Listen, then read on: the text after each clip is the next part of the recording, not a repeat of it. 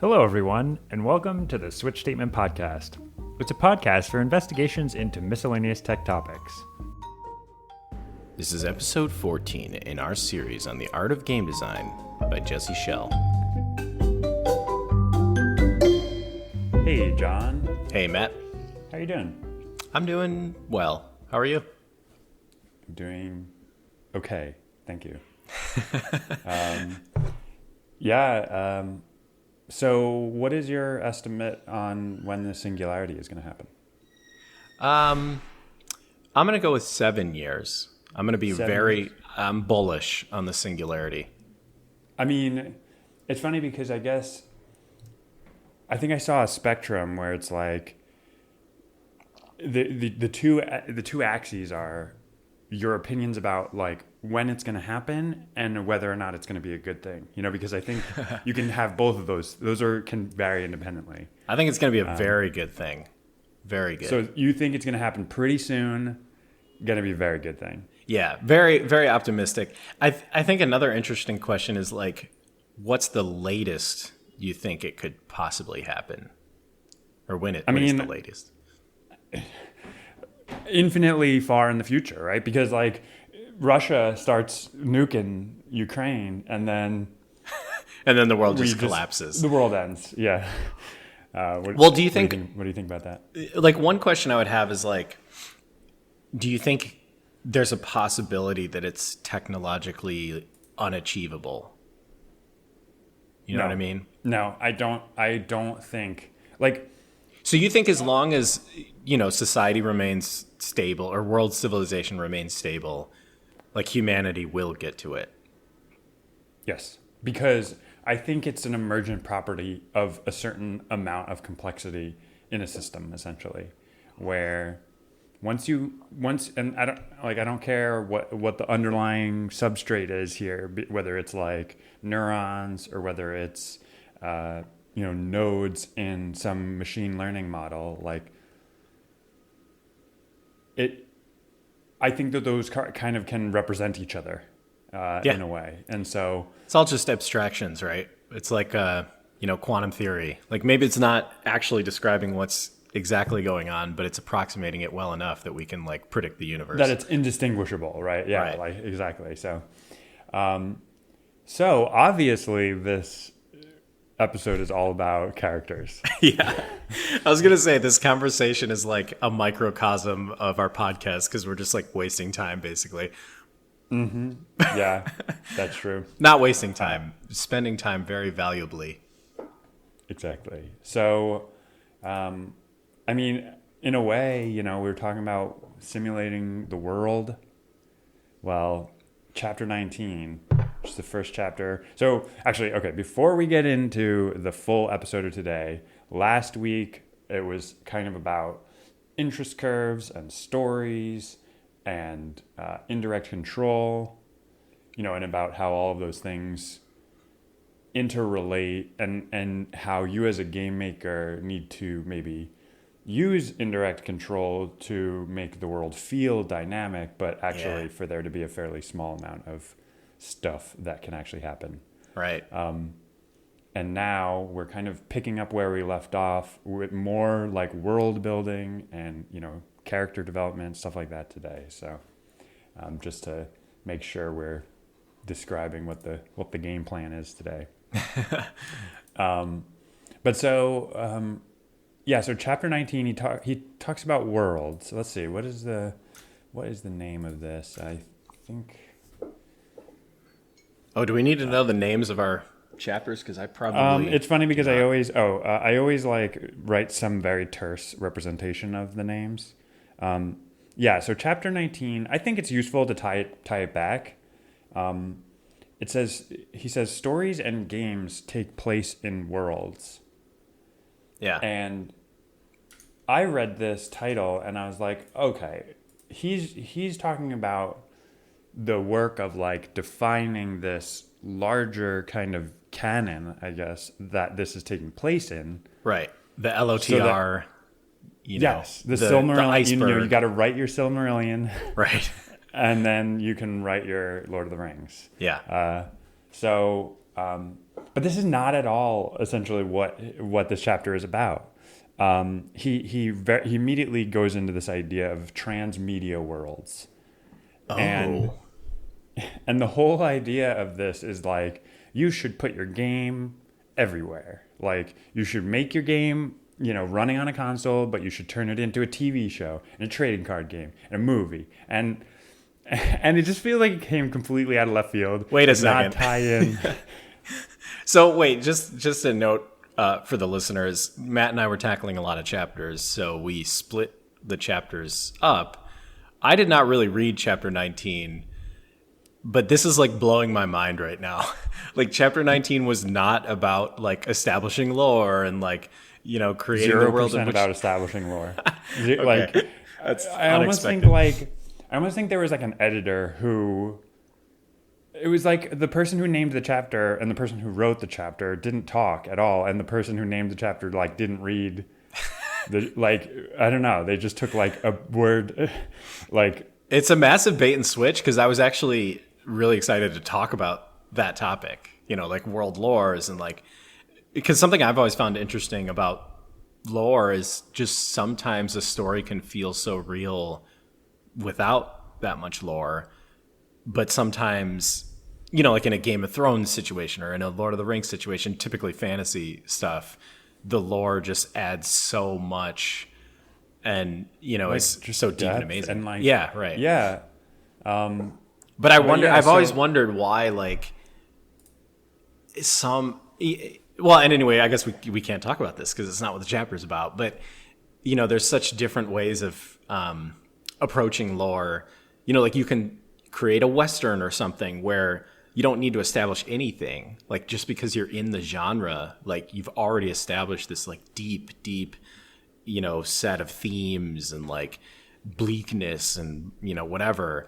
And it's just this kind of amazing shortcut to like having a deep world that you didn't work to establish. And those topics have always fascinated me with storytelling.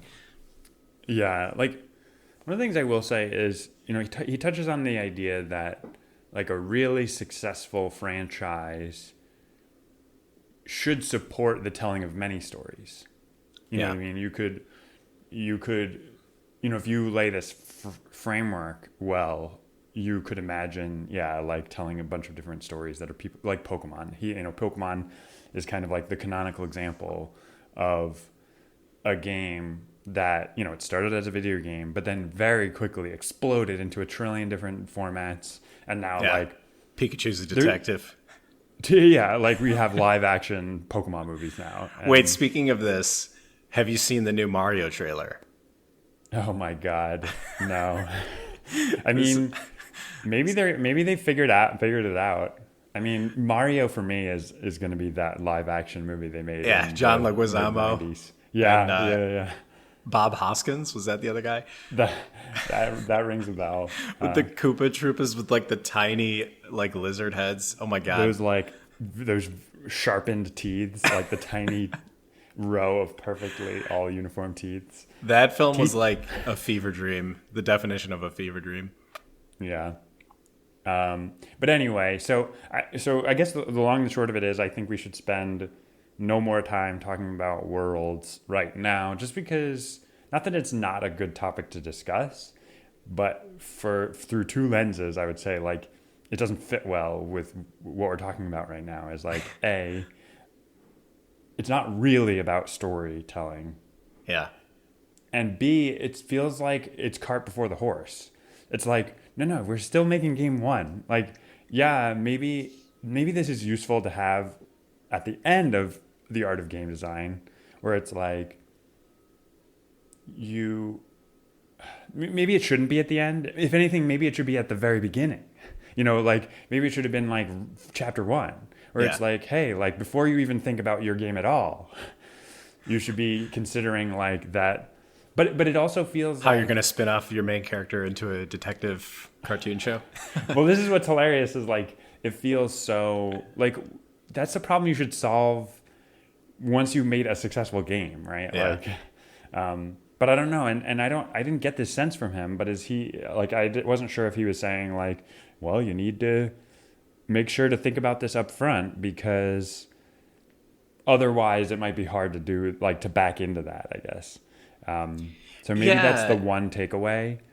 Yeah, there is an element of like, well, and I'm kind of making this up on the spot, but like, I wonder if you can design certain worlds in a way that sort of cuts off those possibilities. You know, like Pokemon, I think, is a great example of like this infinite possibility world where they establish this universe where, yeah, there's like billions of these weird creatures and they can just add more willy-nilly, and like, you know, it's not like it fits perfectly within the lore structure to just add Mewtwo. And it's also not weird when the creatures gain some level of sentience and can talk and stuff. So they kind of created this world where like they can basically do anything, and it's not weird. Like it doesn't, like, you know, break the fabric of the reality of the world. I think Pokemon is a good example, and like I've been trying to while we've been talking, I've been thinking about other games, and it's like other games moves into like, or attempting to transition between like where they started to like a transmedia world.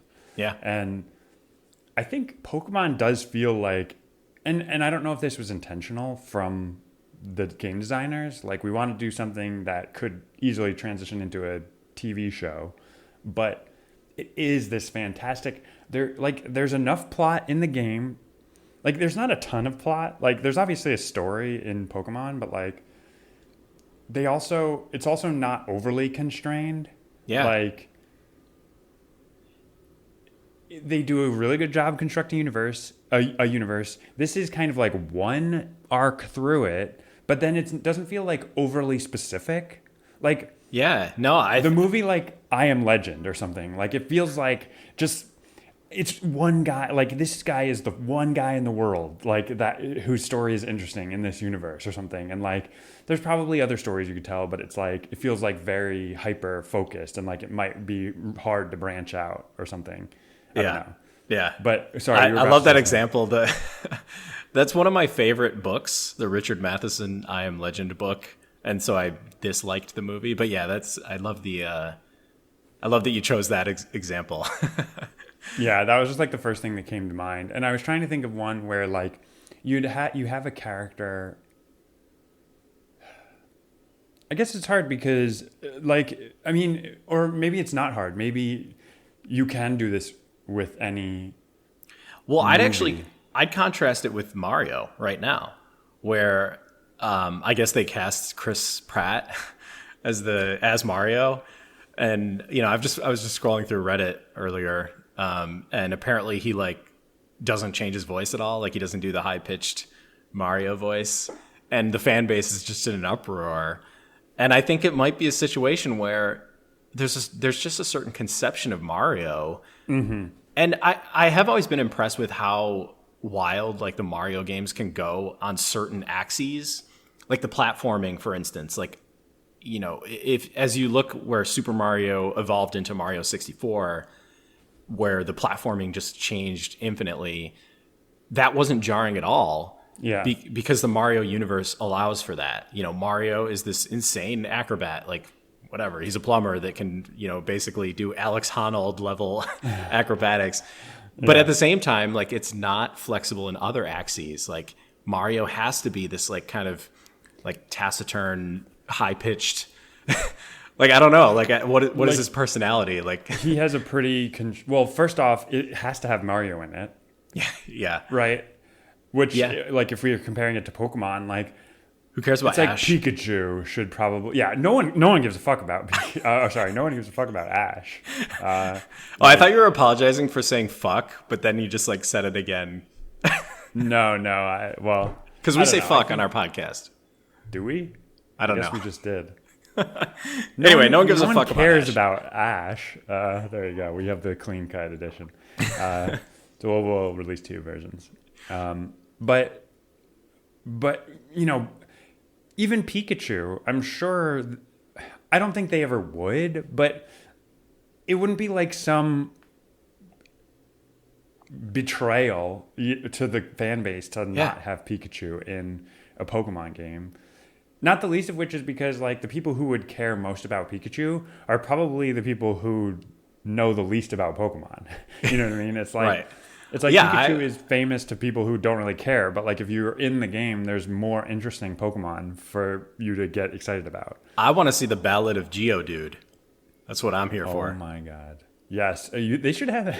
They should do like a really serious, like just there's no like there's no levity. It's like a very like a gritty Yeah. like drama about Geodude. He's working a dead end job to like feed his rock children. His little rock children. Yeah. That I actually want to leads. know. Like they should definitely like get into Diglett. I think in that like what is the Diglett. story? Diglett is one of the biggest mysteries. Like what does the rest of Diglett look like? Like Yeah. that should be like a subplot where like maybe that's like kind of a mystery. There's another Pokemon who's like trying to figure out what Diglett looks like, and then like it actually ties back to the main plot that like Diglett was, you know, I don't know, making the spice the whole way along or whatever. Oh, dude. Wait, has Diglett never emerged from his hole? He's just always been in his hole? There's no canonical example of the rest of Diglett's body. Oh, There is man. an Okay. unofficial kind of figurine of Doug Trio, what Doug Trio looks like under there, which I'll put a picture in the show notes. Oh, man. I hope for- it's not like a Rule 34 thing. It flirts with Rule 34, Nice. I'd say. I feel like we are segueing perfectly into characters because we sort of were talking about worlds and now we're suddenly talking about characters. We are, Which is the yeah, because next, of what is a world without a character? Yeah. So and that is the next chapter in the book. And this chapter actually was about characters as opposed to the world chapter being about, you know, I don't know how to market or how to create like your detective Pokemon. brand establishment strategy. But yeah, like my takeaways from this chapter. First of all, I really like this chapter because I am a huge fan. I think characters are like the most important storytelling tool, and I generally, you know, people like to break stuff down into like plot driven and character driven, and I don't like fully believe in that dichotomy, but I do like things that feel character driven, where like events arise from character personalities. Like characters do actions because of their personality, and that leads to like events occurring. But anyway, this chapter talks about a few different principles of characters. And the first one that he mentions is that characters should have clearly defined functions. And he mentions a lot of different like archetypes of characters, like the quiet, competent hero, you know, like the Clint Eastwood spaghetti western, or like Link in the Zelda series, kind of, I guess Mario too. Like he doesn't really, you know, talk. He's just kind of competently deals with the situation. Talks about like the wise old owl that imparts some wisdom, but maybe he's like a little bit bumbling in other aspects. And he's just The owl is that's kind of like a classic part of the hero's journey, right? yes, yeah. Like he consults the The Oracle. what is it? Is it the Oracle, or there's like I was thinking of Matrix. or maybe the Oracle serves that role? Sorry, let me look this up really quick. Yeah, but I mean, I know exactly what you're talking about. I can't remember the name either, but you know, you're absolutely right. Like that is and that's the beauty of having these kind of clearly defined character roles is you establish tropes. And as a storyteller, you don't necessarily have to do as much work. You can kind of take shortcuts by having characters that like fit these known roles, and you know, you can kind of move your story along in that way.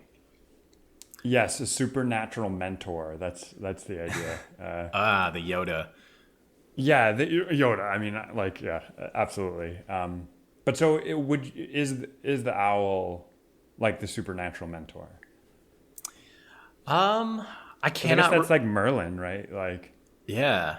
I can't remember if he mentioned any supernatural aspects. There might have actually been a different archetype for like, you know, supernatural mentor. Because I was thinking more of like the Mr. Miyagi. Although I guess Mr. Miyagi was like a little that's kind of supernatural. mystical. Yeah. Yeah. Yeah. And I think I think it's a flexible archetype, right? Yeah. Like they don't necessarily need to be able to like force lift a massive boulder or something like that, in order for them to be like useful as the supernatural mentor, quote unquote. Right. Right. Yeah. So other things he mentioned. One thing I wanted to throw out, just because it's a game that I'm a huge fan of, is I think games. Dark Souls. No, I actually, when we started this podcast, I was like, mental note, don't mention Dark Souls because I am getting way too repetitive. I'll probably still mention it. But anyway, he mentioned at some point that if you have too many characters, it can be like confusing. Yeah. But there's a game called Suikoden. It's like an old game. What language is that? I don't know. It's just a weird Suikoden. It's a weird word. But the whole premise of the game is you're like building up a castle and you're getting all of these like soldiers or warriors to help, fight this big bad for you. And every single character that you acquire in the game kind of has their own personality. And they're not these like clearly defined archetypes, but they feel like their own character. Like they have cool art for the character and they have like different personalities. And Are these procedurally generated or no? This is an RPG. Like it's totally not procedurally generated. Whatever the opposite of that is. Kind of handcrafted. Handcrafted, yeah, exactly. But I've just always been a fan of that game, and I've always been impressed at how they were able to have so many characters, but it doesn't feel. How many characters are we talking about here?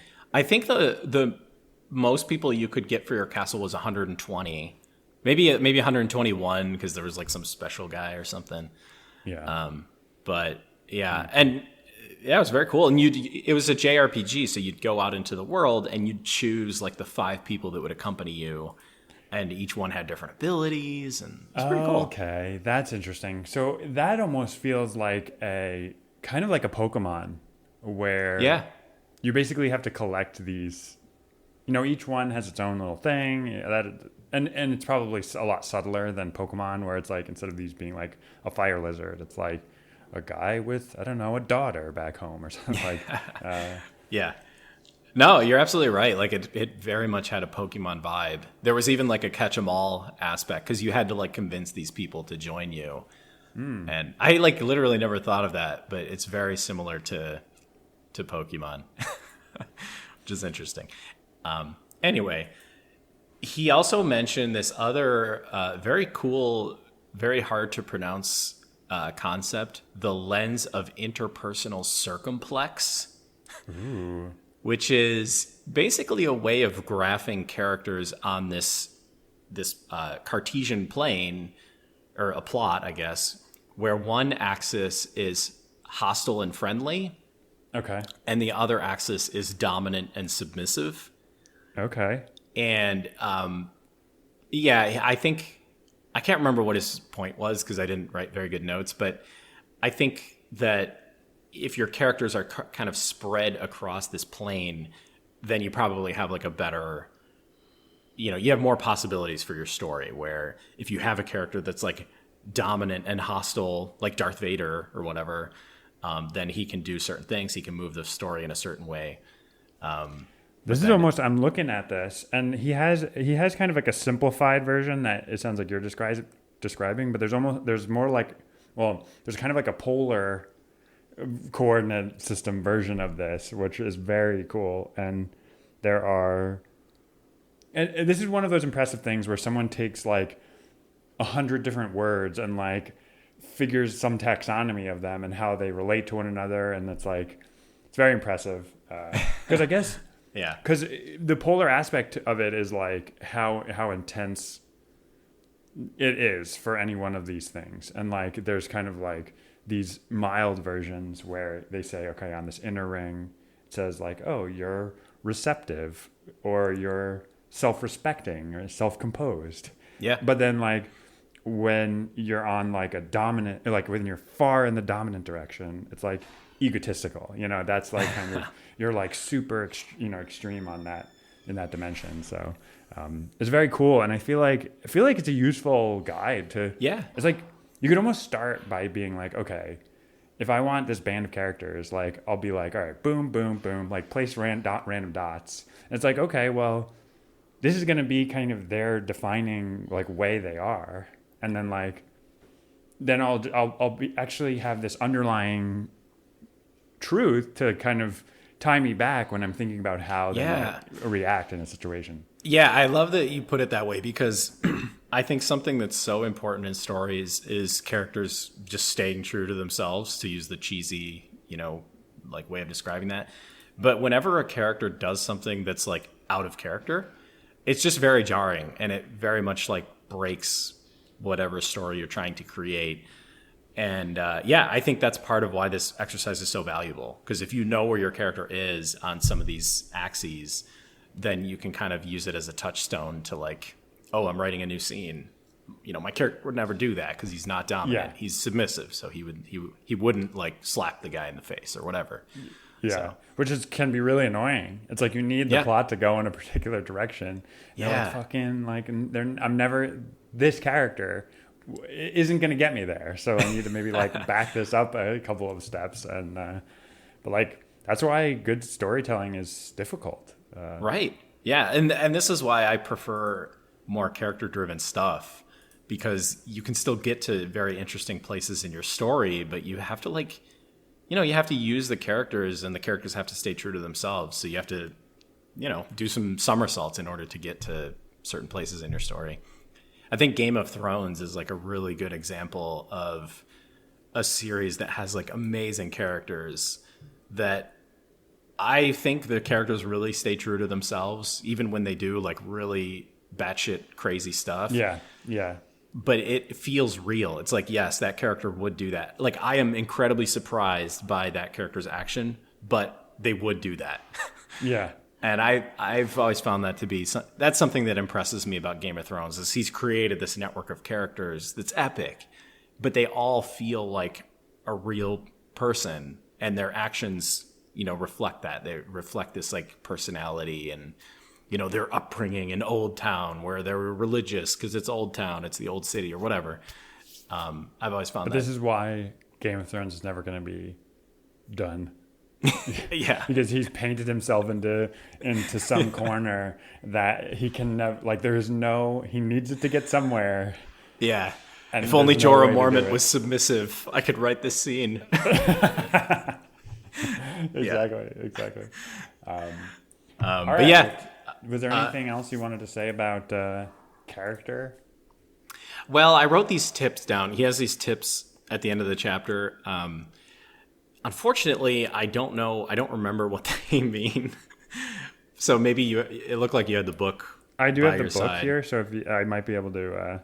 But it was the power of voice, the power of face, and powerful stories. And I can All only, right, let's see. since it's been 2 weeks, it's flitted out of my mind what that means. All right, this isn't some like pithy one-liner. This is like a chapter. So, or not chapter. This is like a whole like section. Whole Let me see sections. if I can- Well, I think. I mean, power of voice. It sounds like he's talking about actual voice. Like. Oh, was this actually? Yeah, we were talking about this before, where some person was saying that very soon there will be like extremely realistic, human voices in video games. I mean, there already are, obviously, but you'll be able to like interact with characters in like a very human conversational way. Is that part of this, or is it just simply like including human voices as powerful? Well, yeah. I mean, he kind of talks about how there's actually this feedback loop where maybe you write some lines, and then you have someone record the lines, and actually that is feedback into the character themselves. So it's actually like maybe the inverse of how you might think. You might think, okay, you design this character, you have the strong understanding of what they're going to be like, and then you record it that way. But it's actually like, well, actually, the actor is going to bring their own spice to the situation, and they're going to improvise some of their lines. They're going to act it in maybe a slightly different way, and that's actually going to have kind of you know, that's going to do a feedback loop. And so I think it could probably be something like, yeah, you have some vague idea of a character, and then, yeah, you write some dialogue. You trust the actor to bring their own aspect to this, and then it kind of feeds back. So Yeah, this is something I've actually always wondered about, and I've heard creators talk about this, but like when you write a character, like let's say you're P.T. Anderson and you wrote There Will Be Blood, and you wrote Daniel Plainview, and you're like, I'm gonna get Daniel Day-Lewis to play Daniel Plainview. Like, how close is what Daniel Day-Lewis does to your original conception of that character? I bet it's pretty freaking close. Well, yeah, and a guy like Daniel Day-Lewis, like I feel like you tell him to embody some whatever it is, and he just perfectly accurately does it. But at the same time, like I do wonder if Daniel Day-Lewis brought certain things to the character that P.T. Anderson never even suspected, but obviously it worked out so well. Well, this is interesting, and I guess this is what you pay an actor to do, is to take these verbal descriptions and translate it into physicality that the author never, literally, like, aside from these very coarse strokes, never needed to think about. Yeah. And I'm sure that that's where Daniel Day-Lewis lives, essentially. You know, it's like this eye twitch, or this, like, you know, this intensity he's bringing to his gaze, or something like that. That, like, you know, it's like, yeah, you can say he had this, like, I don't know. I'm not going to try to come up with a good sentence about, like, having drink your milkshake. Drink your milkshake, right? But it's like, it doesn't say, like, oh, his lip was like this and his, like, cheek muscle was like this, you know? Yeah. So I think it's unavoidable that the actor is going to, you know, enhance that. Yeah. Yeah. Yeah. Well, what I would be interested to know is, like, Quentin Tarantino, right? Like, as far as I can tell, he imagines these movies fully formed. You know, it's like he just, like, sees the movie in his head, and he's like, all he has to do is just, like, make it, right? Like, right. I've read some of the scripts for, like, I've compared the scripts between, like, the actual scenes and the thing, and it's nice. It's exactly the same. It is like there is no improvisation at all. Like, as far as, at least, you know, this was a couple of scenes that I've looked at, and, like, I got the sense that that was the general theme, that it's like he writes a script, it's like that's the script. I have heard that as well, that he is very, you know, because different directors approach it differently. Like, I think some directors actually give their actors a ton of freedom, but I have heard that Quentin Tarantino is like, you know, he needs it to be a certain way, and that's the way it is.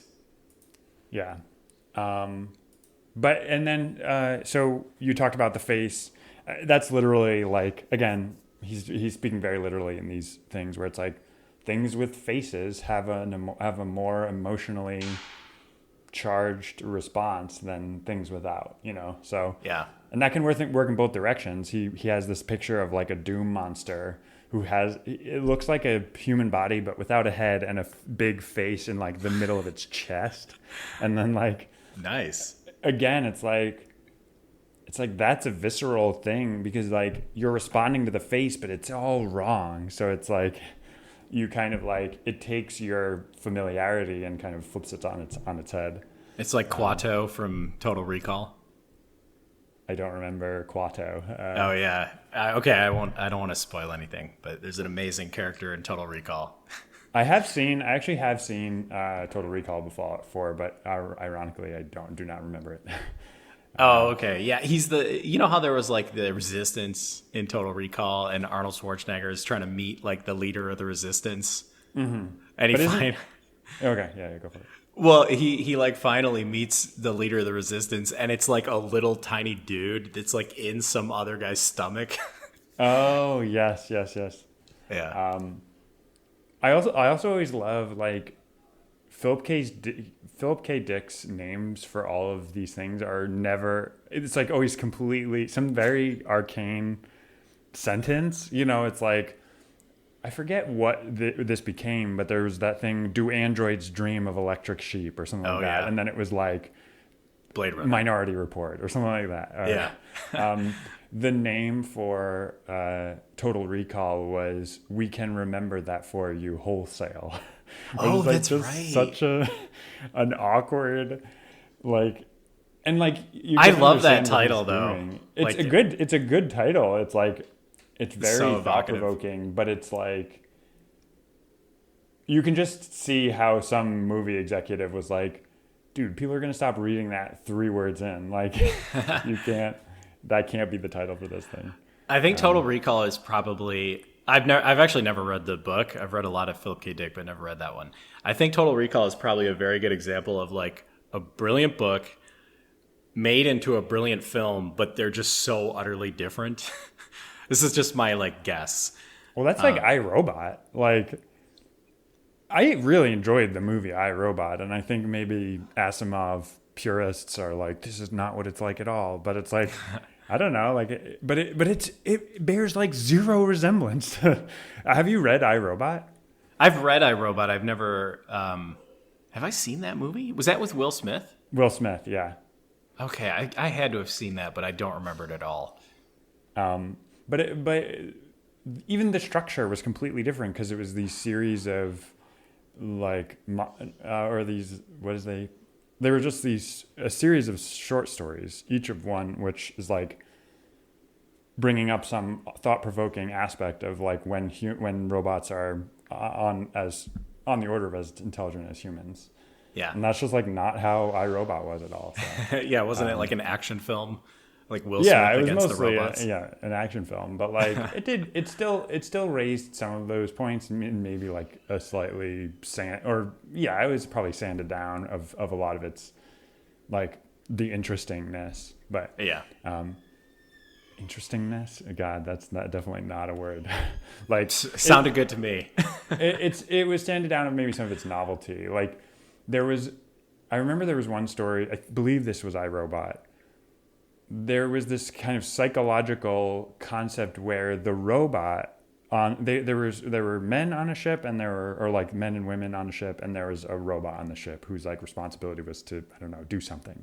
Yeah. And like it was really good at its job, but then like anytime the men and the robot talked, the robot would be like, no, you don't understand, like you were just created recently, like all of your memories have been inserted into your brain. And like it was essentially trying to convince the humans that like, no, actually you're the constructed entity here, like you misunderstand. And the people were, there's they still held their convictions, but at the same time there was that little like voice in the back of their brain that was like, is it right? Like, is that true? Like, and so there were some of the like kind of more So cerebral. when they constructed the people, they injected like a fierce denial of the reality of them being constructed. Yeah. That was at least the viewpoint of this robot. But I think that viewpoint was like important to its function. Like it's like its idea of its own like supremacy was like why it did so well or something like that. So like that's why whoever built the robot. I don't remember what the truth of the story was. I don't think. I think he leaves it ambiguous actually. But Yeah. Man, I got to read that again. That book was amazing, but I barely remember it. all right. Well, we are completely off the deep end here in terms of. Yeah. But yeah, there is one more chapter that we wanted to discuss, and that was my chapter. Unless I don't want to eagerly jump off of. No, let's character. proceed. I did think there were 2 more chapters, though. Weren't we going to talk Oh about yes, aesthetics? you have another chapter after you have chapter 23, right? Yeah, aesthetics. Okay. But yeah, let's talk spaces. Yeah, so spaces, and yeah, the astute among you may be like, oh, didn't we already talk about spaces? And he calls this out in the book, but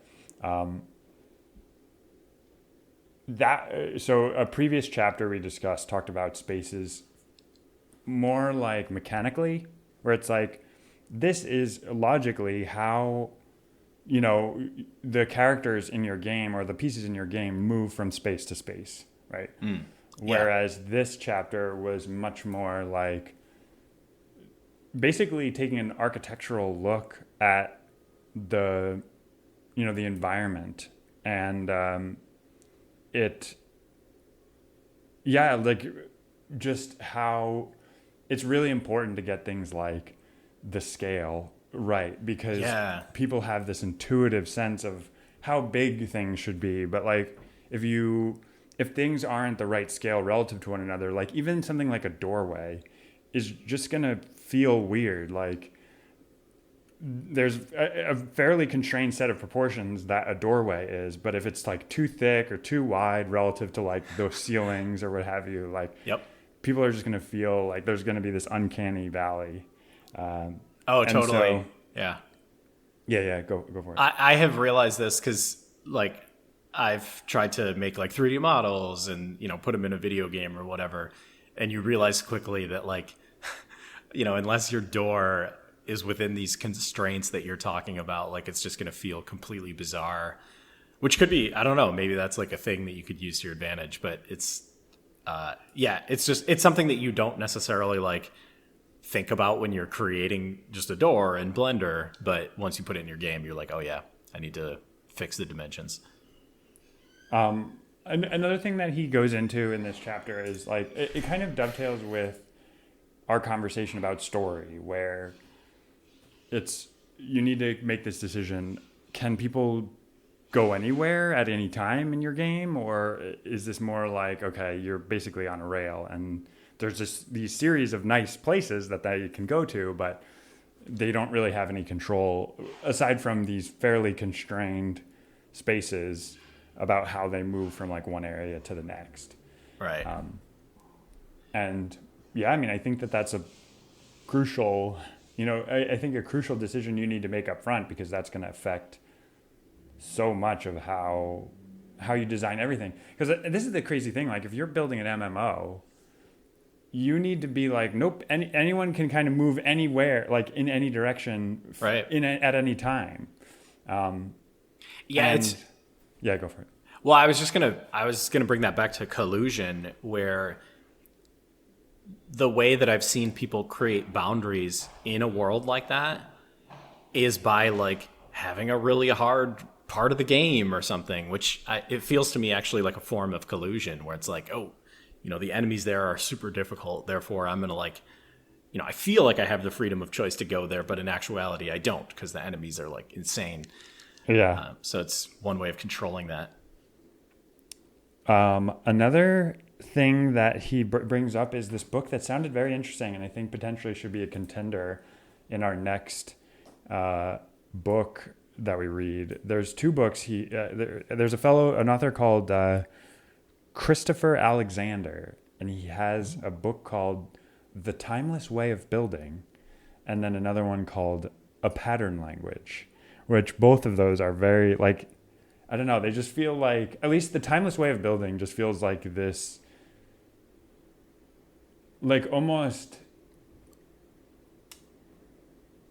I don't know, like mystical, that would be the name of like this book that had been lost to time, and like the main character, it's like kind of a MacGuffin in the story, which is like, you need to get this book to, rescue your civilization or something. Yeah, it's a great title, The Timeless Way of Building. Love that. But yeah, so this guy, Alexander, I mean, and this is just a book about constructing real spaces. And Jesse Schell's proposal is just that you shouldn't be learning how to build game worlds. Like, you should look at how to build real worlds, the real architectural spaces. Yeah. Because there's just a much grander wealth of knowledge that you can draw from. And to his point from way back, it's like, you don't want to look at other game designers. You want to derive your inspiration from a bunch of different sources. And I think this is kind of the spirit of that. Yeah, we should definitely put those books on the list. We need to, because now we got Design of Everyday Things as well that I've always wanted to read. Yeah. So, and I mean, in a way, those both are, those are both they feel like kind of similar in a lot of ways. So so yeah, I think we should maybe do one or the other of those. But Yeah. and I feel like I'm whiffing on this book right now. Let's see what other notes I had. So there's another aspect that he talks about, which he describes as alternating repetition, and let me pull up the section. Just remind myself.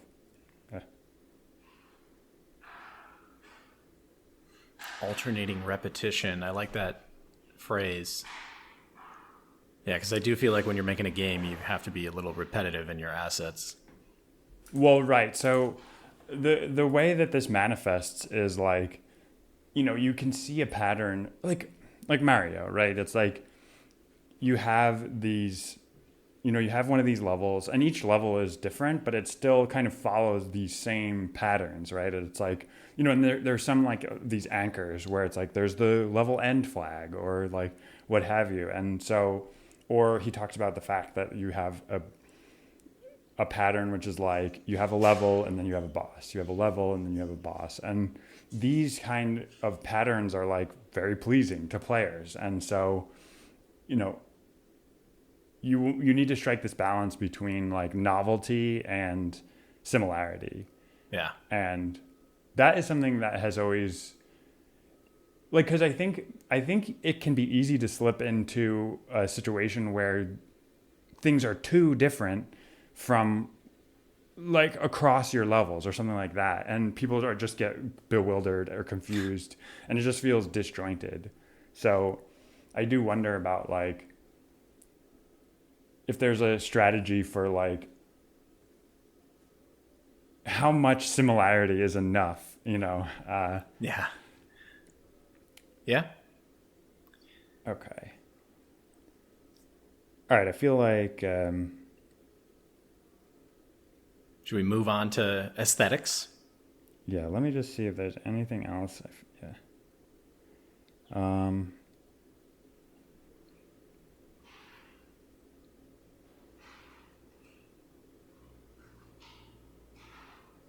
Okay. Yeah, let's I think that's pretty much all I wanted to say about spaces. I mean, I think we've a lot of this is stuff we've talked about already. I mean, I think basically a lot of his points are just about making it feel authentic to kind of whatever real world version that you're or thing you're trying to make in your game. So Yeah.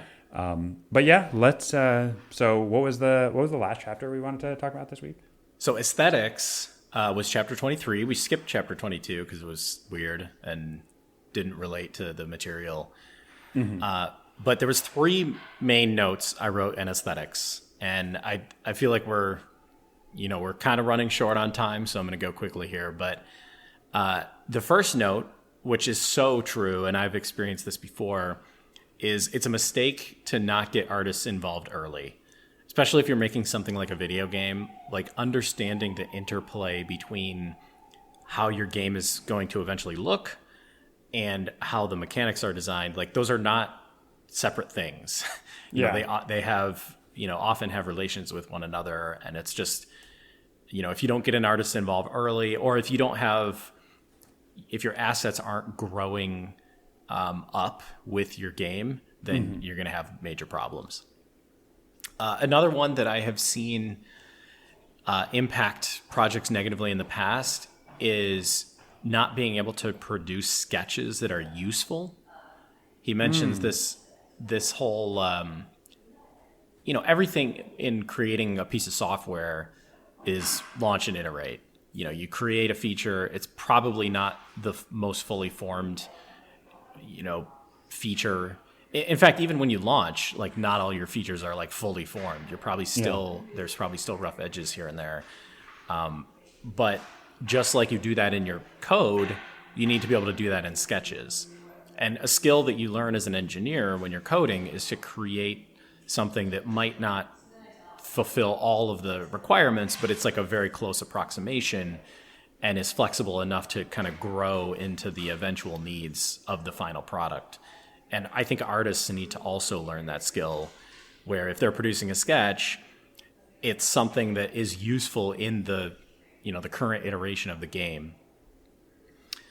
And then the third note that I wrote down is about technical artists. He mentions this, this concept of a technical artist who's someone that like understands the technical side of things, but is also able to like work on the aesthetic side of things, and just how important those people are.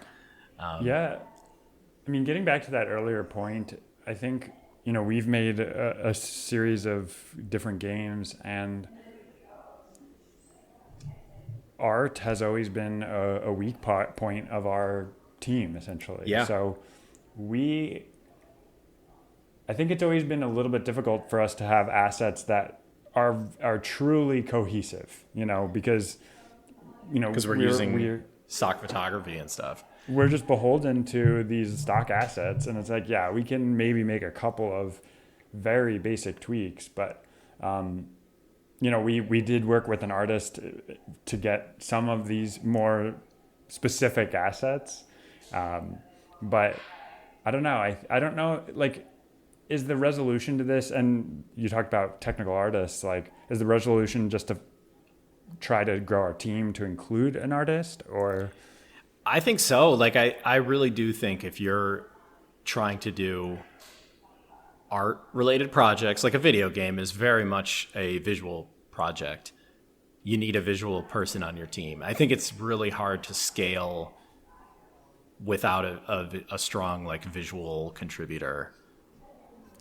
One of the things that I feel like I always run into is the mismatch between the amount of engineering talent you need to actually get a game working and the amount of like art talent. It's like as a 2-person engineering team, having one whole designer on the team, they're going to be bored because they're going to be able to do a beautiful design in like a day, and we're gonna be like, all right, like, come back to us in 2 weeks, and like we'll ask you for the next thing, and if that, or it's more like it's 2 months that it takes us to build their amazing UI, and it's like, it's just hard because you would like to have someone who's kind of like fully invested on the team and like is kind of a core part, but at a certain size, like, there's just realities to like the amount of time it takes to. And I don't want to, I think I could be at risk of sounding like I'm trivializing the work that they do, because it doesn't take them a long time, like, I could never in a million years do that. Yeah, well, and I think what you're saying is true. I mean, I've experienced, like, the other aspect of this is that something a designer produces a lot of times implies a bunch of software work to like get it up and running. Yeah. Like, as a designer, it's very hard to understand whether your designs are going to work or not until you like actually see it in the game. Mm-hmm. And so there's always this like this push and pull between the designer produces like a prototype, an engineer works a little bit to get it into the game, and then the designer realizes like, oh, that's not going to work exactly. Like, I need to tweak it. And then that might actually be like an enormous amount of work on the engineering side for some subtle tweak on the design side. Yeah. And I think that's part of the reason why these technical artists are super important, or at least an artist that like has an understanding of, the software ramifications of their designs. Because I do think that like the amount of work a finished product takes to produce is very unbalanced. Sometimes it might take a lot more design work probably, but what I've experienced personally is the sides where it takes a lot more software work in order to realize something. Yeah. And I think, this goes back to all the discussions about prototyping, where it's like, you should try to understand what you're trying to learn from this attempt, and like, don't overbuild for what the question is. So yeah. Well, that's aesthetics. And maybe we can call it a wrap here. I think this was some pretty good coverage of these chapters. Yeah. I'm just pulling up the next one.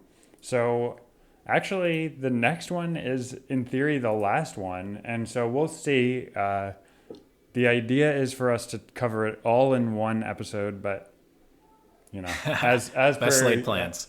Yeah, best laid plans. So, but it's all about kind of more of the day-to-day team and business. Like, okay, how more of the like nuts and bolts, I guess, of game making. So it's like, how are you building up a team, and how like the business side of it? Like, how do you make your game a business success? So, Yeah. I mean, very interesting stuff. I think, maybe and this is kind of the problem. I don't know about you, but like, I feel like sometimes it's like, you just want to make the game, and like, you're not worried about like if anyone wants to buy it. So This is why I'm terrible at making games, because this part of it is like so uninteresting to me. Like, I really just care about the creative part of it. And if you want it to be successful, you have to care about this part of it. So hilariously, like in a way, we should probably spend the most time on these sections, because like if you want to seriously keep on making games, like that is what you need to get good at. So Yeah. We but- don't have to practice what we preach. We can, tell people how important it is to focus on this stuff, but not do it ourselves. and we can just do that in one episode. But we're just Yeah. gonna keep on burying our head in the sands and not worry about the practical applications of our games. That's right. All right. Well, excited to touch on that next week. Me too. All right. See ya. Bye.